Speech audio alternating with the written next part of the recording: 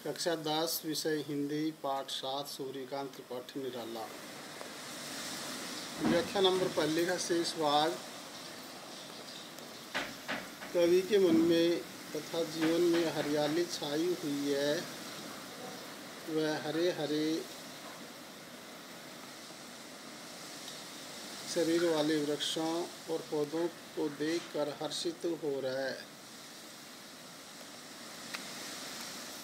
अपने सपने जैसी कोमल कल्पनाओं के द्वारा रचित काव्य रूपी हाथ को फेरकर वह आलस्य में पड़े लोगों को जगाएगा। जैसे बसंत कलियों को खिलाता है, वह भी अपनी कविताओं से एक मोहक सवेरा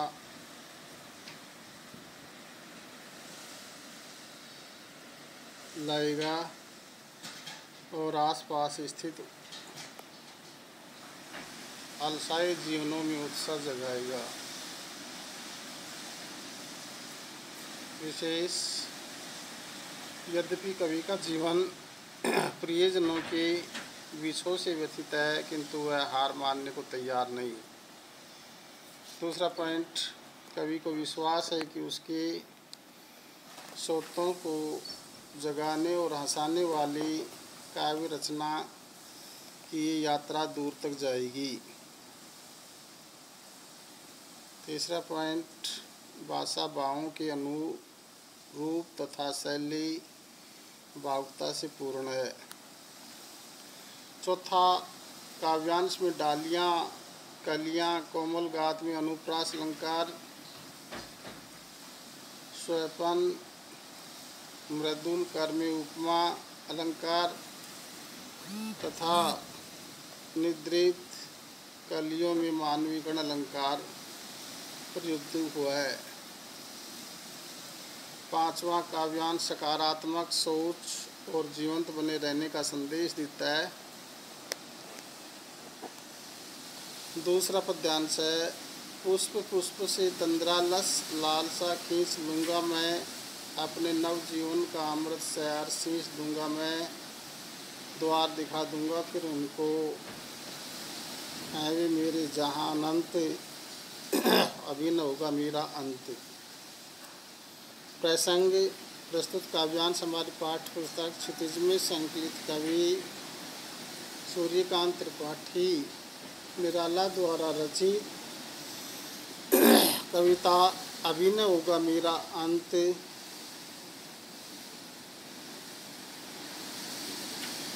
से अवतरित है। कवि शिथिल और आलस्य में पड़े जीवन में जागरूकता और उत्साह भरने का संकल्प कर रहा है।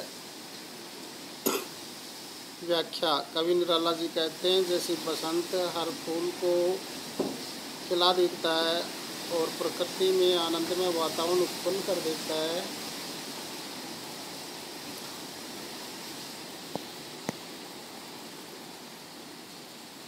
उसी प्रकार वह भी शिथिलता और आलस्य में पड़े जीवनों को परिवर्तन करके जागरूकता प्रदान करेगा। अपने उत्साह भरे नवयौवन का आनंद उनके हृदयों में भरकर सभी को निराशा से मुक्त कर देगा। अपनी रचनाओं से उनका मार्गदर्शन करते हुए अनंत परमात्मा तक पहुँचने में उसकी सहायता करेगा। तभी कवि के सामने लंबा जीवन पड़ा हुआ है, क्योंकि अभी तो उसके जीवन का प्रथम चरण ही प्रारंभ हुआ है। विशेष पहला पॉइंट, कवि के जीवन में आस्था और सकारात्मक दृष्टिकोण अभिव्यक्त हुआ है। दूसरा, कवि मृत्यु की चिंता से मुक्त है और जीवन का आनंद लेने व देने में विश्वास रखता है।